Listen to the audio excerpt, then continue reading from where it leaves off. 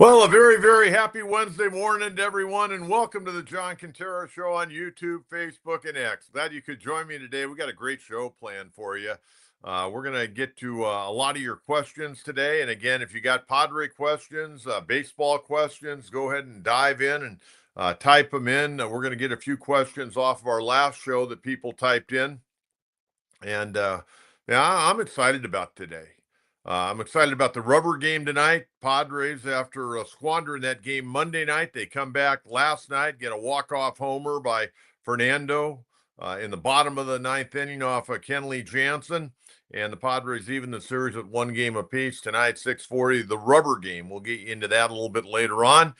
But again, want to remind everyone, we'll be on Friday and we'll be on next Monday. Then we're going to be off on Wednesday of next week and Friday of next week because I'm going to be the analyst on the Big West Championships on ESPN3. Steve Quiss and I, who do UC San Diego basketball and the San Diego Strike Force, we've been hired by the Big West Conference to call the Big West Championships at Cal State Fullerton. And I've got a game on Wednesday. I got a couple on Thursday, Friday, and Saturday. So I'm going to be quite busy, but I'll still be having my finger on the pulse of our San Diego Padres. They'll be on the road next week, starting off that road trip in Toronto.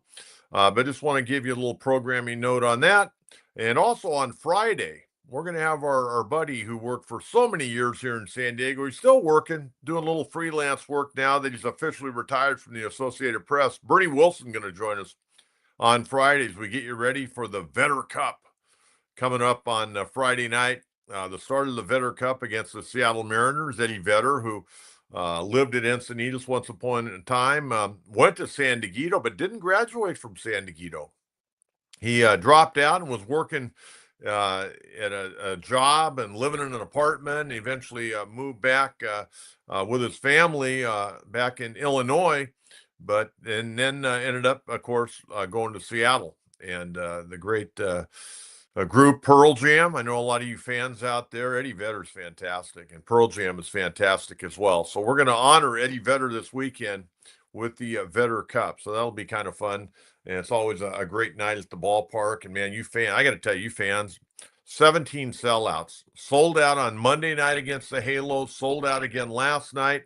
And I would imagine it's going to be sold out tonight as well. Padres are going to be off tomorrow. Then that series starts on Friday against Seattle. But again, please subscribe to the channel. Please like it. Please send in your comments. We're making great headway. We really are. We're making great headway. People are starting to find out that I'm on YouTube, Facebook, and X. And again, please spread the word. I mean, if you're sitting at a Padre game, say, hey, do you used to listen to Coach Kentera? If they say yes, well, you can still listen to him. So we're trying to build our listening audience. Okay, before we get into the Padres, I've got to get into this because this has been one of the hot button issues since 1989. And that's Pete Rose. Is Pete Rose ever going to be reinstated so he can go into the Baseball Hall of Fame? He's already on the All-Century team. Okay, now, again, I've got a lot of thoughts on Pete Rose, and I know there's a segment of you folks out there that said, hey, he broke Rule 21, he gambled. I get it. Pete Rose was not a choir boy. He was not a saint. The man had a lot of faults. But when it came to performing on the baseball field, there are a few that did it better. He played in more games than anyone. He had more hits than anyone. And I know as a kid growing up, every Little League coach I had in the Solana Beach Little League, or in Pony League when I played up in Encinitas, or Colt League, or when I get into, high school baseball, you got to play the game like Pete Rose.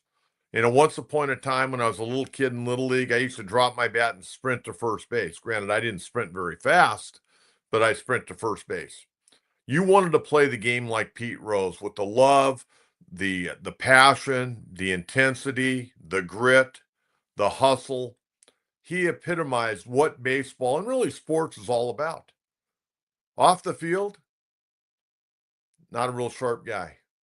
In fact, him and Shoeless Joe Jackson, there were a total of 17 players yesterday, including those two that had their their status changed. And I'm not going to get into a lot of names that are nondescript to the viewing audience, but both of these guys were not Phi Beta Kappas. Pete Rose was he was a PhD when it came to baseball, but off the field, not very smart. A lot of mistakes. And if he'd have kept his mouth shut after he was banned in August of 1989, he may have been back in the game in 1990. Now, I've told this story before on the air, and I'm going to tell it again. In my career in radio, I've met a lot of wonderful people. And one of the gentlemen that I met was Dave Garcia, Greg Garcia, who used to play for the Cardinals and the Padres, his grandfather. A very good friend of mine. And Dave passed away a few years ago in his mid-90s. Great guy. Spent over 70 years in professional baseball, whether as a player, coach, scout, major league manager with the Indians and the Angels. Just an incredible man.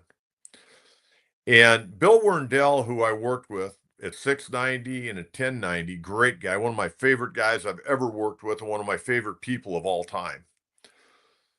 We set up this dinner with Bill's best friend, a guy by the name of Bill White.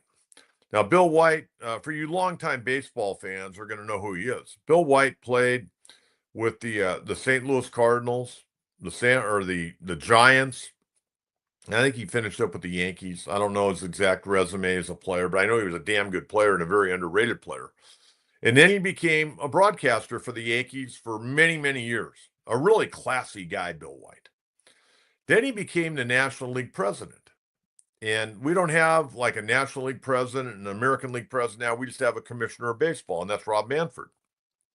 And so anyways, Bill White is coming out to San Diego. And one of his managers, it may have been his first manager in pro ball, was Dave Garcia. So Werndell gets all fired up and goes, hey, we're going to have dinner with these guys.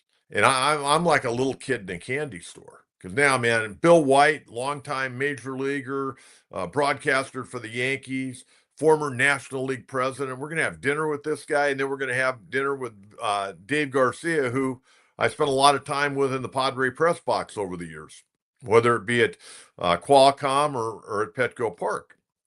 So we set this dinner up, and Dave Garcia's daughter brings him to the station, and I drive him over to Donovan's when it was in La Jolla.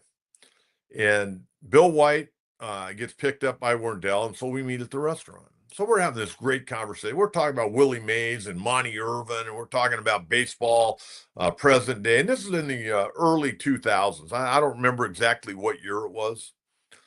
But we're having this great dinner, and then we get to Pete Rose.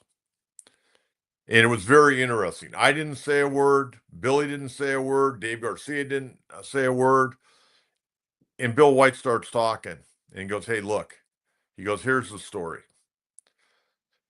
He goes, I had this thing set up that if Pete Rose would keep his mouth shut for a year, he was going to get reinstated. They were going to get him back in the game.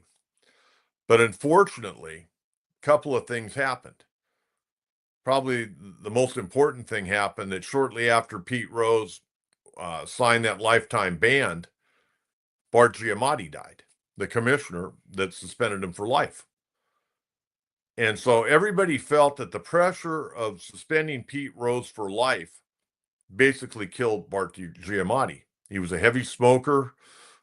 He wasn't in good health. The pressure of being the commissioner of baseball and then the Rose thing coming down, he died shortly after this. So everybody kind of felt that because of what happened with Pete Rose, that was a big reason Bart Giamatti died, even though he had a lot of health issues. And then Fay Vincent took over. And Pete Rose was his worst enemy. I mean, it went on and on and on. I mean, he continued, obviously, to gamble. He went over to Vegas and started, doing signings and made a ton of money there. Then he'd show up at the Hall of Fame during the week of the Hall of Fame and be in downtown Cooperstown signing stuff when the Hall of Fame was right up the street and the Hall of Fame ceremony was taking place. I mean, he did everything possible to irritate people. And he was selfish. He was all about himself. We know about him being a womanizer. There were stories late in his life that uh, he had done stuff with underage girls way back when.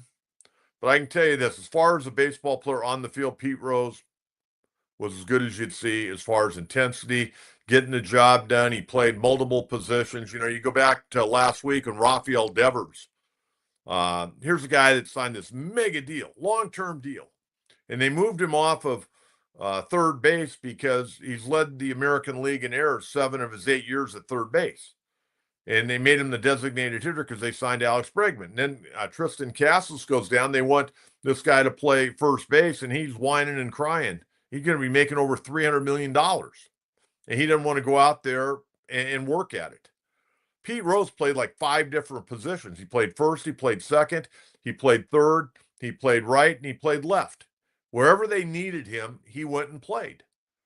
The guy was a baseball player. And I'll tell you, I thought he was a damn good manager. Really good manager. He, in his 4 full seasons, because he got suspended in August of his final year with the Reds, so, you know, a little over 4.5 years, all 4 full seasons, he finished in second place, a .525 winning percentage in his career. He had a .426 and .388 career record in the National League West Division. Remember, that was a pretty good division back then. Should he be a Hall of Famer? In my eyes, yes, he is. And I know there are a lot of people out there watching and listening to me today saying, man, how can you put that guy in? Well, he's dead. Lifetime ban ends when you die. Now, his family, Pete Rose Jr., his family, he had a daughter, at least one daughter I'm aware of. They'll be able to honor their family member. And I think, I know when I went to the Hall of Fame back in 2001 when Dave Winfield was inducted, and I went back there, that was the year Dave Winfield, Kirby Puckett, and Bill Mazeroski went in. There's a lot of stuff about Pete Rose. There's a lot of stuff about Shoeless Joe Jackson as well. But, you know, Pete Rose was not a smart guy. He really wasn't a smart guy. He was a street smart guy, but not a lot of common sense, really. But I want to see him going into the Hall of Fame because I think without the all-time hits leader, the Hall of Fame isn't complete. And you can put at the bottom of his plaque, he was suspended for a lifetime ban of baseball, and you can do whatever you want. Just put him in. Now, Shoeless Joe Jackson, he died in 1951. And none of the other commissioners felt that a lifetime ban ended when a guy died. Shoeless Joe Jackson is one of the great hitters in the history of the game. He hit .356 career. And he got booted out after the 1920 season. A lot of people think it was right after 1919 when they lost the World Series and 8 Black Sox were wiped out after the 1920 season because they did the investigation. All those guys played, I believe, in 1920. And then after 1920, boom, they're gone. And if you recall, and I've actually got a book and I haven't started reading it, Fall from Grace. It's about Joe Jackson. And he actually led the World Series in 1919 in hits. In fact, back then he had 12 hits in the series. And at that point in time, that was the record for most hits in a World Series. It wasn't like the guy went out there and played poorly. What happened was, reportedly, and again, this is all reported, that he took $5,000 from gamblers, but didn't make an error defensively and set a World Series record for hits. He went out there and played.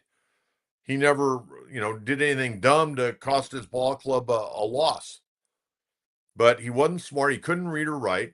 I don't think he got out of elementary school. He had to go to work in the mills because his family needed money. And he couldn't read or write his entire life. And then after he got wiped out of baseball, he played down south under an assumed name for many years. Eventually went into a couple of different businesses. And when he passed away, I think he passed away at the age of 64. He was running a liquor store. And again, when you take a look at Pete Rose and Shoeless Joe Jackson, neither one of these guys were real smart. And that's not an excuse, especially for Pete Rose. Pete Rose just was a jerk. He was a real jerk, but I enjoyed watching him play baseball. And when he would be on Fox or ESPN and he'd talk about hitting, man, I was glued to the TV. He was just all baseball all the time. And so I want your opinion. I'm fine with both of those guys going in the Hall of Fame. But if you need to put something at the bottom of their plaque about how they were banned for baseball and what they were banned for, I'm fine with that too. But I can tell you right now, from having seen it with my own two eyes, there's plenty of stuff on Pete Rose and Shoeless Joe Jackson in the Baseball Hall of Fame. Now, the other situation you got to take a look at, they're not going to vote on this until December of 2027. And there'll be 16 voters. And you have to get 12 votes. I'm anxious to see because right now, they don't have the 16 people that are going to vote. And I listened to Mike Schmidt yesterday. And Mike Schmidt, you can tell he wants Pete Rose in the Hall of Fame. Pete Rose taught him a lot about the game. They didn't talk hitting because they were two different type of hitters. But you could tell Pete Rose taught him a lot about the game. And I think Johnny Bench, even though Johnny Bench and Pete Rose had a real falling out for many, many years, I think towards the end of Pete's life, they got reconnected. But here's the deal. There are going to be a lot of writers. I already saw yesterday when the tweets were coming out after this was announced that these guys were being reinstated to where they're eligible for the Baseball Hall of Fame. I've seen a lot of writers come out. They don't want them in. They don't want them in. It'll be interesting because they don't have the 16 voters right now. How are they going to put that panel together? Are they going to make sure that they put a panel together that's going to make sure these two guys get voted in? Or are they going to put together a panel of maybe 50-50 and then you got to have the conversation to try to sway votes one way or the other? Or are they going to put a group of people in there that aren't going to let these guys get in still? That will be interesting. And I was hunting around like a maniac last night and early this morning saying, wow, who are they going to put on this committee? And then let's say these guys do get in, and I think they will get in. What about the steroid boys? Now, those guys affected the game. There's no doubt in my mind. There is no doubt in my mind steroids affected the game. And you can say, well, everybody was on it. Not everybody, but a high percentage. I will tell you that. There's no doubt about it. But again, if those two get in or anybody else gets in that's become eligible once again,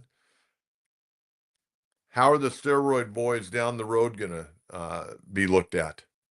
Will that be the next thing that the commissioner goes to work on?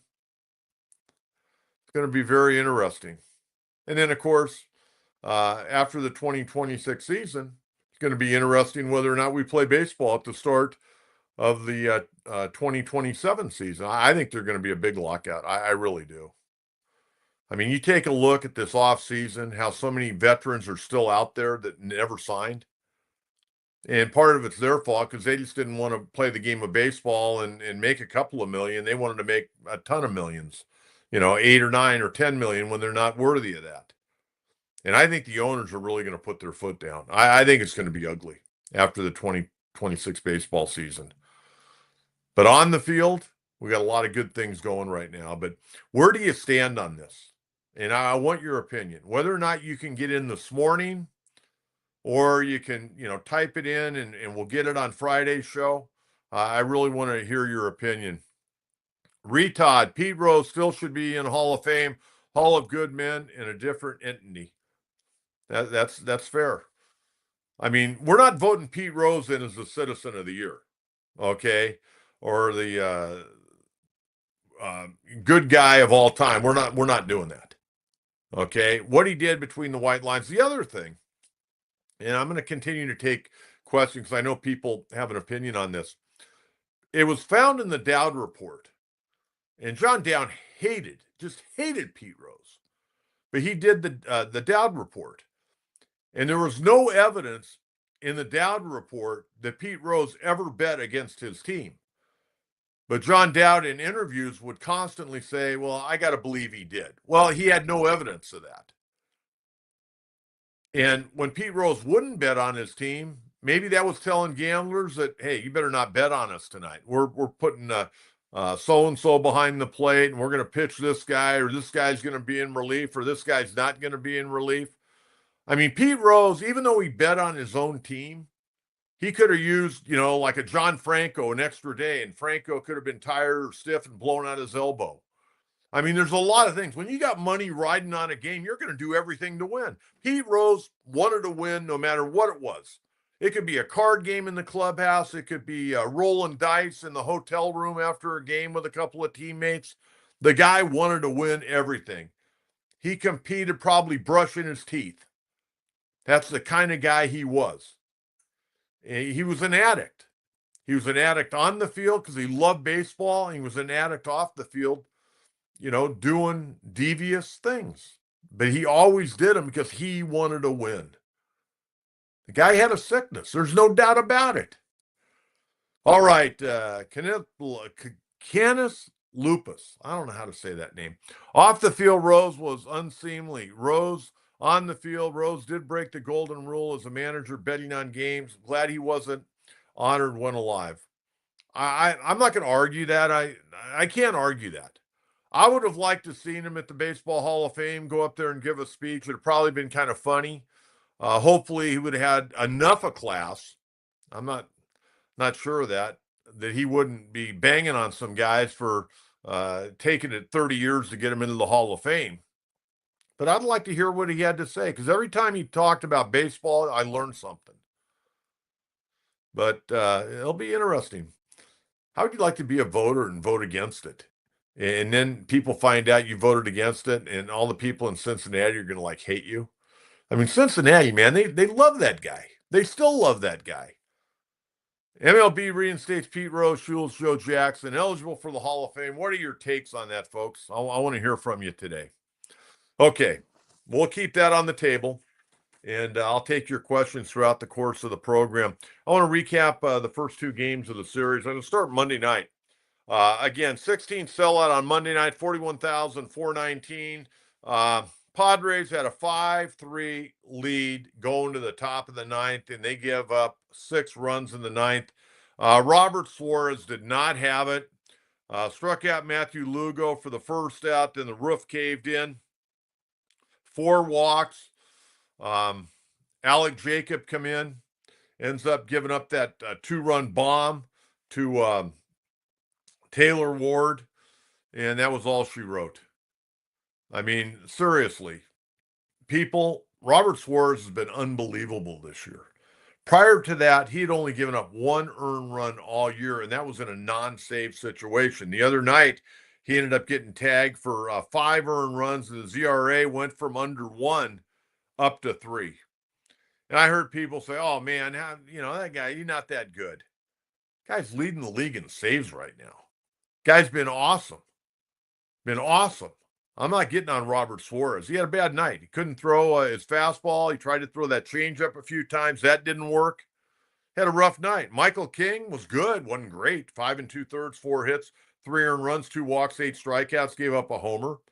91 pitches, 58 strikes. ERA at 2.32. He's doing a good job. Can't argue with that. Bullpen started to show a little bit of warts. I thought Kikuchi for the Angels pitched well. 6 innings, 7 hits, 4 runs, 2 of them earned, 2 walks, 4 strikeouts.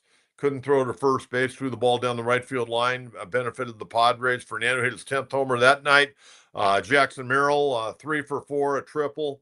RBI, 2 runs scored after sitting out that final game in Colorado on Sunday. Manny Machado, another 2 for 3 night with a walk and a run scored. So they lose game 1. Then they come back last night on Tuesday, and they were fortunate. I mean, they're down 4-2. They're not playing great, and then they find a way to push across 2 runs in the 8th, and then they get the walk-off Fernando in the bottom of the 9th. 2-run bomb to end it. Can you believe that's the first home run, Fernando's hit to walk off. He's had walk-off hits before, but he never had a walk-off home run. That's his first one. And hit it off our old buddy Kenley Jansen. A lot to look at that game last night. Dylan Cease, I thought, pitched great. Gave up that first batter to Zach Neto, hit a home run. Dylan ended up going 6 2/3, 5 hits, 2 runs, both earned a walk, 10 strikeouts. I thought he pitched great. His ERA 2 games ago was over 6. Now it's down to 4.60. Didn't get a decision last night. Yuki Matsui came in after Estrada had a rough night. Estrada, man, he comes in and first pitch, RBI double by Joe Adell, a pinch hitter, Matthew Lugo, first pitch, boom, 2-run homer. I mean, Estrada last night, a third of an inning, 2 hits, 2 earned runs, and a strikeout. ERA now at 2.75. Matsui, 1 hit in his inning of work. Jason Adam came in for 1 inning to close out the 9th inning. His ERA 1.61. He got the win last night. He's 4-0. So really overall, other than Estrada last night, I thought the Padre pitchers threw very, very well. Looking at the offense last night, Manny 1 for 3, a walk, got a 13-game hitting streak. Nobody else really did a whole lot last night. Fernando had the home run. He had a couple of walks. Arise had a single. Manny had his hit. Merrill 0 for 4. Gavin Sheets 1 for 4. That little bloop single to left field. A ball probably should have been caught, but we'll take it. Xander Bogaerts on 3 times last night, 1 for 2 and 2 walks, a run scored. Cronenworth 1 for 3, a walk, a run scored. Jason Hayward, I don't know what you're going to do. You tell me, what are you going to do with Jason Hayward right now? He looks terrible at the plate. Terrible at the plate. He's hitting 173 last night, 0 for 3, a walk, 2 strikeouts. Left a lot of runners on base. I think Adrian's going to have to do something. What he's going to do, I don't know. I don't know what he can do right now. But they're going to have to do something because he's just not getting it done. How about the safety squeeze last night? They did it twice in a row. And Martin Maldonado got it down the second time to drive in a run. So a good job by the veteran backstop. Hitting 203 right now, but doing a nice job. I can't complain about Maldonado or Diaz. Diaz came in, ended up going 0 for 1, had a walk, and scored a run last night, hitting 247 right now. So you know what? The catching situation's actually worked out pretty good to this point. Like to see Maldonado hit a little bit better, but, that's kind of who he is. And we knew what we were signing up for with him. And again, last night, folks, 17 sellout. How about this? On a Tuesday night, 43,957. That's unbelievable. It really is. And I'm anxious to see what they're going to get tonight. They've had 17 sellouts right now. Fantastic. Good stuff. Okay, I want to talk about Manny. Manny's made 6 errors already. Too many for this time of year. I don't know if he'll win the Gold Glove. You got a lot of good third basemen out there. Arenado's always a good third baseman. Ryan McMahon, Brian Hayes. You got guys that can play third. And you and I know that Manny's one of the very best. He's made 6 errors, which isn't good. And hopefully he finishes the year with about 7 or 8 errors. Hopefully he cleans it up a little bit. But 6 errors for this time is a little bit too much when you're only getting to the quarter pole. I mean, if you added that up, that'd be 24 errors. He's better than that. And I don't think he's going to make 24 errors, but 6 errors right now is a lot. But Manny Machado right now is on a hot streak. And he's not driving the ball out of the ballpark. He only got 3 home runs, but he's got 14 doubles. But he's hitting 331.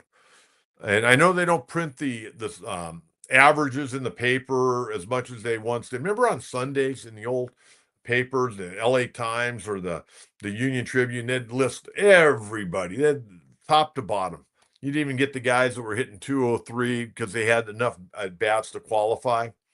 But you go online and you check it out, and they throw little things in the top 10 here and there. But Manny right now is number 1 in the National League in batting average. Freddie Freeman's got a better average. He doesn't have enough of at bats because he's missed some time. Boy, the Dodgers, man, they get hammered last night. Holy Toledo. They got beat 11-1 by Mark Kotze's Athletics. They got all kinds of problems. Roki Sasaki now going on the 15-day IL with a shoulder impingement. That's not good. That's not good at all for anybody because a lot of times that leads to something a little bit more worse down the line. But anyways, Manny right now qualifying 331 average. I mean, he's tearing it up. And got 14 doubles, 3 homers, 20 RBIs. Against left-handed pitching, right now, Manny's hitting 356. Against right-handers, hitting 321. In the month of May, I went and looked the month of May, and I know it's, we're getting to the middle part of May. Manny right now is hitting 475, 19 for 40 right now, and a 553 on base percentage. That's amazing. I mean, that's a hot streak. I mean, you're going against guys that can flat out pitch. So Manny's playing great baseball. Aside from 6 errors, he's made some fantastic plays. The other thing, you know that Manny, in his time in San Diego, he's yet to win a National League Gold Glove. He won, I think, at least 2 with Baltimore. But he's yet to win a Gold Glove in the National League, and hopefully maybe this year will be the year for Manny Machado. So give me your take on Manny. And again, I don't want to focus on the 3 home runs. I want to focus on the 331 average and the 14 doubles. I mean, he's been a double machine so far. And those 3 home runs, hey, I'm going to tell you right now, Manny will end up with 25 dingers. 25 to 30. He had 29 last year and drove in over 100 runs. I don't know, at 20 RBIs right now, I don't know if he's going to get to 100 plus this year. He may. It's still early. And wait till the weather starts heating up and that ball starts flying a little bit better. But Manny playing great baseball. Let's just clean up that defense a little bit. All right, rubber game tonight. We got the right-hander out of Capistrano Valley, Kyle Hendricks, who's had a damn good major league career. Really good major league career. Of course, won a world title in 2016 with the Cubs. But right now, he didn't have a lot to lose. The guy knows how to pitch, but he can't throw hard. And he'll mix and match, add and subtract, and get that breaking ball. 1-4 right now with a 5.30 ERA. He's kind of on his last legs as a major league pitcher. But you know what? He goes out and competes. He's a good competitor. Padres going to counter with right-hander Randy Vasquez, 2-3 and a 3.76. Randy last time out struck out more than he walked, and I want to see that again tonight. Randy Vasquez, I think, has come a long ways. Remember last year, his ERA was over 4.5. And he's gotten better and better and better. He had a couple of hiccups. Last time out, he pitched very well. So let's see if he can keep it going tonight. This Angel team, and I said it on Monday when we were doing a preview of the Angels, they've got some veteran players. Jorge Soler has looked terrible in this series. But Nolan Shawnuel, nice player. Zach Neto's a nice player. They got some nice young players. They just don't have enough of them. And those veteran guys have to help them out a little bit. And right now, Trout's out of the lineup. And he, even though he'd hit 9 home runs and drove in 18, was hitting 170-something. They got to find a way to get those veterans performing a little bit better. Logan O'Hoppy's a nice catcher, even though he threw that ball away last night, gave the Padres a run. Angels, they compete. I mean, they play hard for Ron Washington. They just don't have a whole lot. And we'll see what can happen tonight in the rubber game. Okay, let's get to Coach's Mailbag. I'm sure a lot of people out there have comments that want to share with me this morning. And again, we're talking a lot about Pete Rose. All right. Sanket Tusman, 3096. Sheets has been the bonus player this year that going to be that. Preller got this offseason. Hey, not bad for a guy that signed a minor league contract, huh? You don't think the Chicago White Sox could have used him? Well, you know what? I think he's better here in San Diego working with Victor Rodriguez and performing in a better lineup. I mean, right now, Gavin Sheets, after last night's ball game, last night he was 1 for 4. He had that bloop single RBI. He's hitting an even 300. I'd take that for the entire year. But you know what? He'll probably settle in, hopefully at about 275, 280. That'd be a hell of a year. But I like him. He comes to play. I like his interviews after the game, before the game. Seems like a real good quality guy. So I appreciate that comment. AJ Preller, man, I'll tell you what, he's on a hot streak. He's really on a hot streak. Sean Pop, I don't see the Rockies improving based on coaching, more experience, a healthy roster, not coaching. Maybe Buddy had it and got himself fired. Oh, my comment to Bob Nightingale, and I tried to get Bobby on today, but he had a previous engagement. We're going to get him on once I get back from doing the Big West Baseball Championships.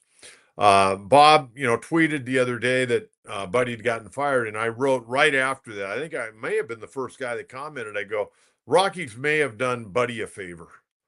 Buddy can come home and he doesn't have to go through the next 4.5 months of being miserable. And I know Buddy didn't look at it this way. He loves putting on a uniform. He loves being around the ballpark. He loves imparting his knowledge on young ball players.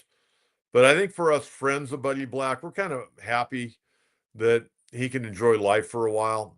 And I had another person reach out to me because there are a lot of people that we know and we're friends with one another. I mean, they're friends of Buddy's and they're friends of mine. And they've reached out. They go, "Do you think Buddy still wants to be in baseball?" Well, I don't know if he'll get another opportunity to manage. I would probably have to say probably not the way managers are hired nowadays. But I think if Buddy Black wants to continue to stay affiliated with a major league ball club and makes it known, he will have ample opportunities and ample job offers. And like I said, I had somebody the other night say, "You think the Padres would offer him a special assistant to the general manager?" They could. I don't know. There could be a lot of teams. Dodgers might. Dave Roberts and Buddy Black are really good buddies. Dave Roberts came out in defense of Buddy Black the other day. He goes, "I don't think Casey Stengel could have got a better result with that ball club." Okay, what else we got question-wise there? All right, K-Man, way to go on being the Big West Tournament commentator. Keep an eye on UCSB's Tyler Bremner. Buddy Black is celebrating his release in Cancun as we speak. Now, I will tell you, I'm looking forward to seeing Tyler Bremner pitch again. And the reason for that, he's one of the top arms in America. He got a big arm. But the night that I saw him, he pitched 4 innings out at UC San Diego about 3 weeks ago and did not have a good night. In fact, the Tritons beat him that night. So I'm anxious to see him, get another opportunity. He had a great, great sophomore year last year. I think he went 11-1. You can tell I've been doing my preparation and played on Team USA over the summer. But this guy is very well thought of. The night I was there, man, they had some heat there. I mean, Mike Rizzo from the Washington Nationals, Chris Young from the Texas Rangers. CY was there, had a nice conversation with him. There were a lot of scouts there that night. So Tyler Bremner going to get an opportunity to go out in the Big West Championships and show what he's got, because it'll be his last opportunity probably to pitch unless they get to the College World Series or the regionals and all that. So he's going to show the scouts what he's got, because he's going to be a high draft pick, very high draft pick. The other kid from Southern California that'll go very, very high in the top 3 or 4 is Seth Gonzalez. I think it's Seth Gonzalez, or maybe Seth Hernandez at Corona. I've heard good things about him as well. So thank you for giving me that reminder. But now I'll take a look at Tyler Bremner for a second time this year. Appreciate that. All right, Carlos, Coach, what's your favorite Donner or solo call? Um, I don't know. You know what I like? I kind of get a kick out of those guys. I like when they strike out 3 guys in a row, the visitors, and Don Ursillo saw talk about how Joe Blow struck out,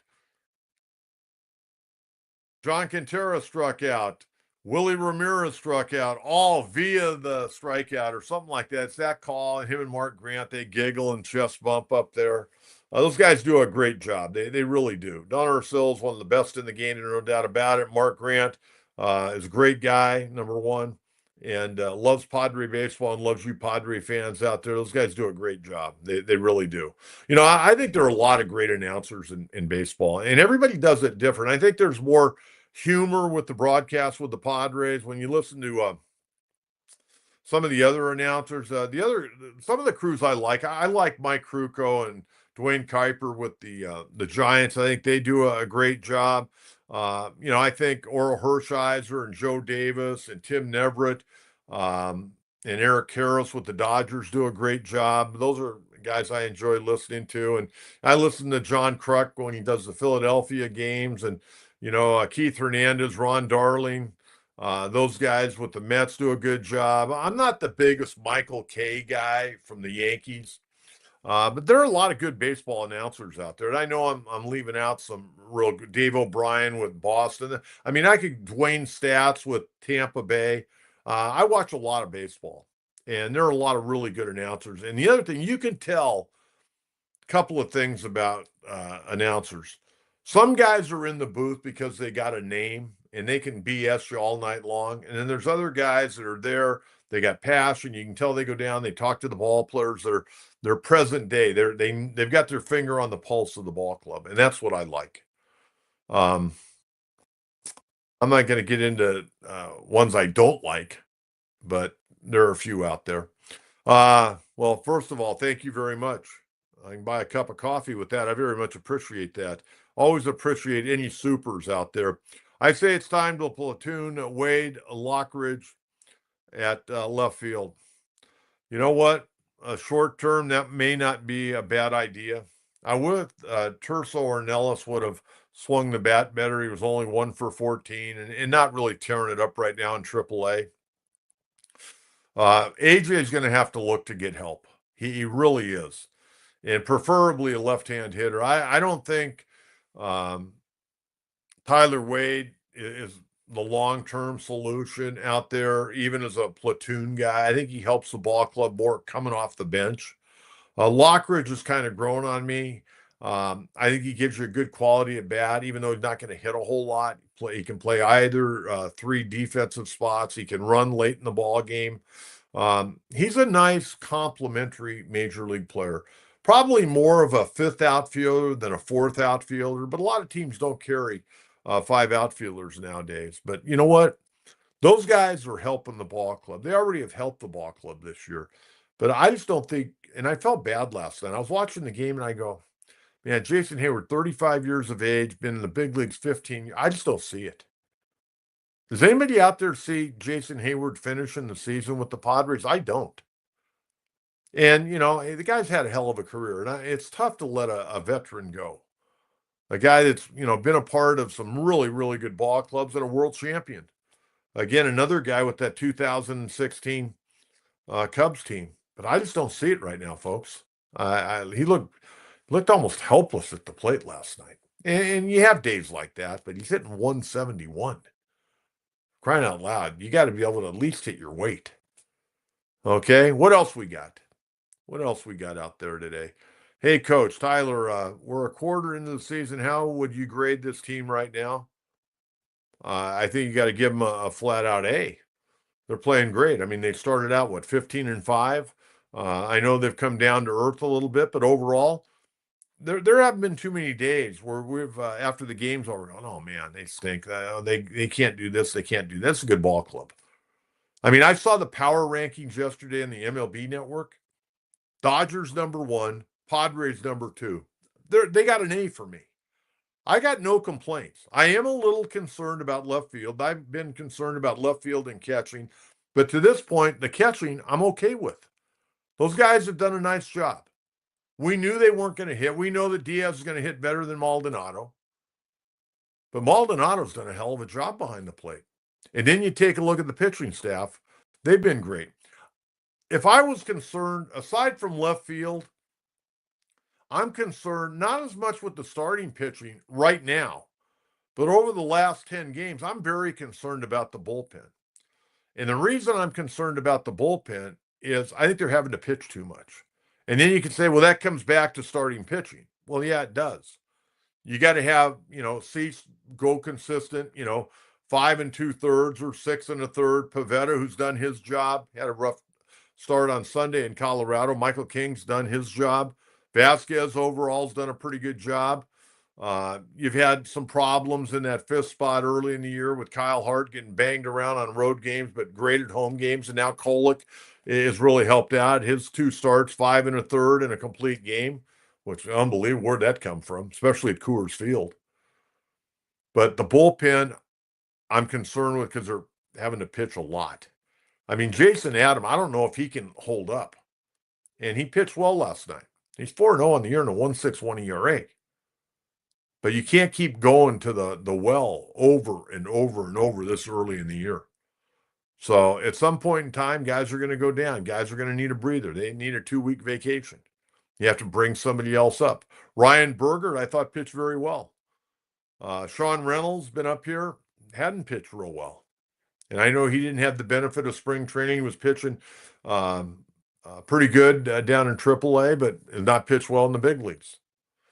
So again, AJ, I don't know how much money ownership is willing to give him, but this team here, they have a chance, maybe even to win the division. I don't think they have the depth to win the division, but I certainly think they have the talent to win the World Series. I really do. I mean, I wouldn't say that unless I believed it. I think they could win the damn World Series this year. They could have won it last year, but that's in the rearview mirror. We let that one slip away. Okay, what else we got today? Steve Tatis, always enjoy Steve from Central California, former teammate, longtime childhood buddy. Hits with runners in scoring position, more important than home runs. Too many ball players want to hit home runs for big contracts. Well, you hit that right on the nose. You hit that out of the ballpark. And, I think if you go back and look at the comments of Victor Rodriguez a couple of days ago in the paper, he's got old school hitting methods. He's got the methods that me and the gentleman that just sent that question, and Steve Tatis, that's what we learned when we were playing for Hanson Surfboards in the Solana Beach Little League. Hit line drives, hit the ball up the middle into right center field. Hit line drives. If you hit it good enough, you're going to get backspin. It's going to go out of the ballpark. I mean, what the Padres are doing hitting wise now, and I hope this is permeated through the entire organization. You don't need the launch angle. Launch angle is setting you up for failure. It'll get you released, or it'll get you sent down to the minor leagues. Any kid, or better yet, any father or mother out there that has taken his kids to a hitting coach that is talking about launch angle, I'm going to tell you right now, find another hitting coach.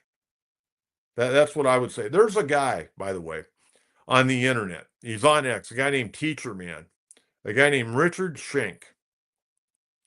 And it's comical. If you have X, he goes by Teacher Man, and he worked with Aaron Judge once upon a time. Okay. Well, Aaron Judge is 6'7", 275 to 280 pounds, and he can execute the swing. And he doesn't even have to hit the ball good to hit it out of the ballpark. But he only puts the guys up that are doing well. He doesn't put up all the guys that stink and have ruined their careers by trying to work on the launch angle. But it's like comic. I sent it to my baseball, but I go, do you believe that people are allowing their kids to be taught by this guy? It's beyond belief. Hit down through the baseball. Hit line drives, drive it up the middle, especially when you're in a slump. Think about the middle to right center field if you're a right-hand hitter. Middle to left center field if you're a left-hand hitter. I learned a lot of hitting over the years from Thad Bosley, who played in the big leagues, John Seeley at Maricosta College, Frank Chambliss when he was my coach my junior year in high school at Torrey Pines. I learned a lot from Merv Rettenman. I learned a lot from Ben Hines, the former Laverne College coach who recruited me out of junior college. I didn't go there, but I learned a lot because I went to clinics that Ben Hines taught at. I learned from a lot of different guys. And I think I got really good thoughts on it, good theories on it. And I've worked with a ton of hitters. And a lot of these guys have had very good success. And Wynton Bernard, he was a kid that hit 232 his junior year in high school. And he's in year 14 of his professional career and got a cup of coffee in the big leagues. Changed him all around and got him going. And just a lot of guys that played pro ball, you work with them. And there are certain things. I learned a lot from Tony. I spent a lot of time talking hitting with Tony over the years. But you got to hit line drives. There's only two good fly balls, folks. Remember this. There's only two good fly balls. One that goes over the fence for a home run, and the other one with a runner on third and less than 2 outs, and you hit it to the outfield.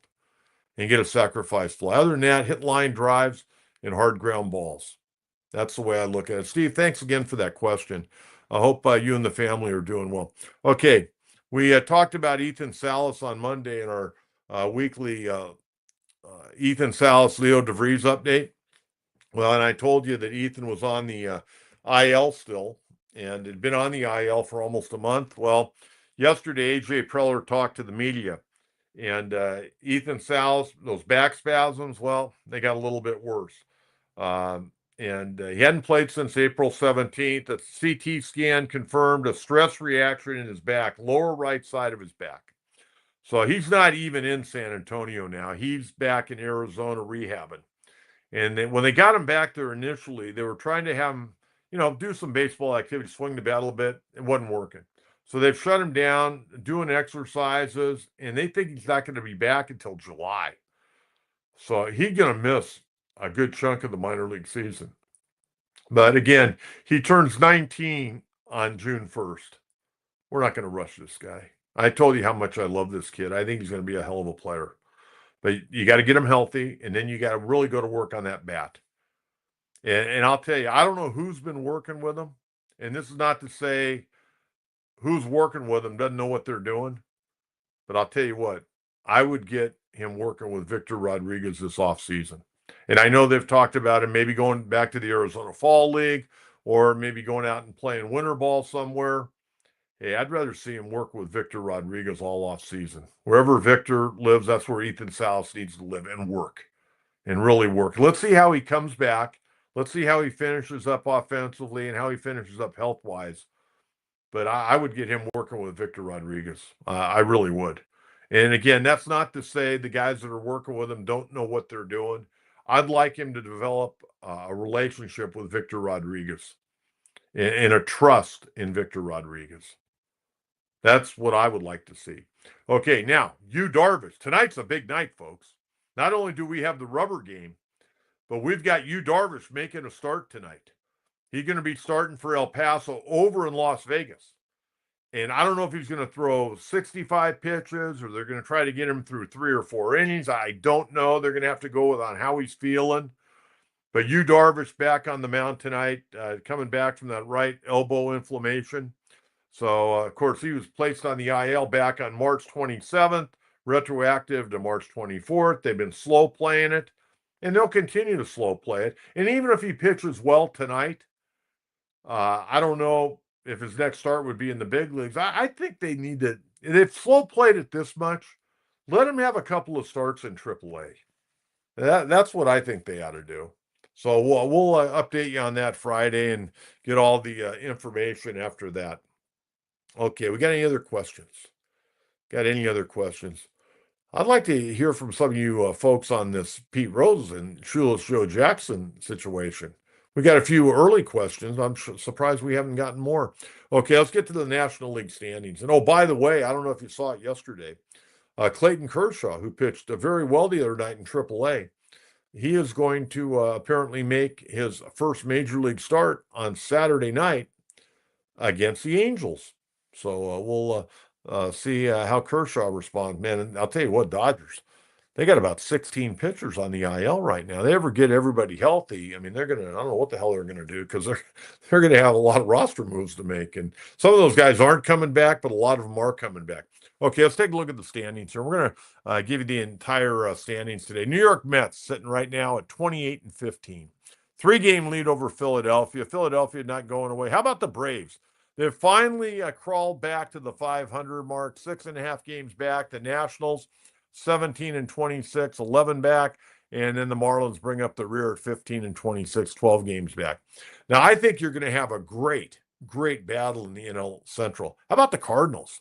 They're just on fire right now. They've won 9 in a row, 23-19, a game and a half back of the Cubbies, 25-18. Hey, the big question in Chicago right now is what are they going to do?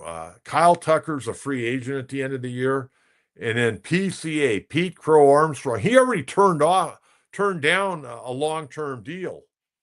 And so they're going to have to decide, do they want to sign Kyle Tucker or do they want to up the offer to Pete Crow Armstrong and sign him to a a 10, 11, or 12-year deal. He's only 23 years of age. And they're talking about him being the starting center fielder in the All-Star game. What about Jackson Merrill? But anyways, the Cubbies right now 25-18.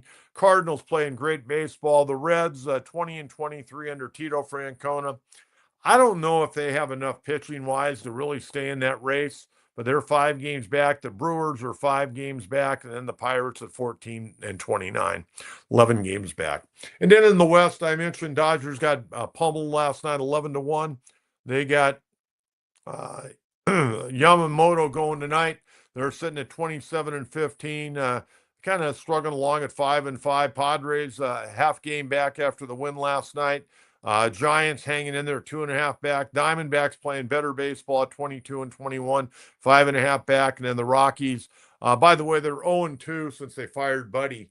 0-2 under Warren Schaefer. They're 7-35. God, that's pathetic. I mean, don't you think a AAA team? No, seriously. And I realize Colorado has some big league players, but do you think if you gave a bunch of position players off a AAA team, you put them out there and gave them, Herman Marquez and Kyle Freeland and Antonio Zenzatello, don't you think they could win more than 7 games and be better than 7-35? Man, that everyday lineup. I mean, they got some guys. I don't know how do you go 7-35 in the big leagues? I just don't know. I just don't understand that. Okay, well that's what we got for you today. I hope you enjoyed the program. We went a lot of different directions. And again, please subscribe. We'll be back in on Friday morning. Bernie Wilson's going to join us. We're going to preview the Vetter Cup. We'll look back on this game that's being played tonight at Petco Park. Again, Padres Angels rubber game at 6:40. Kyle Hendricks, the right-hander, going for the Halos, and Randy Vasquez for the Padres. Again, please subscribe, please like, and please send in your questions. And again, thank you so much, and really appreciate you tuning in each and every Monday, Wednesday, and Friday at 9 a.m. for the John Kentera Show on YouTube, Facebook, and X. Talk to you Friday morning, everyone. Have a great couple of days. Bye-bye.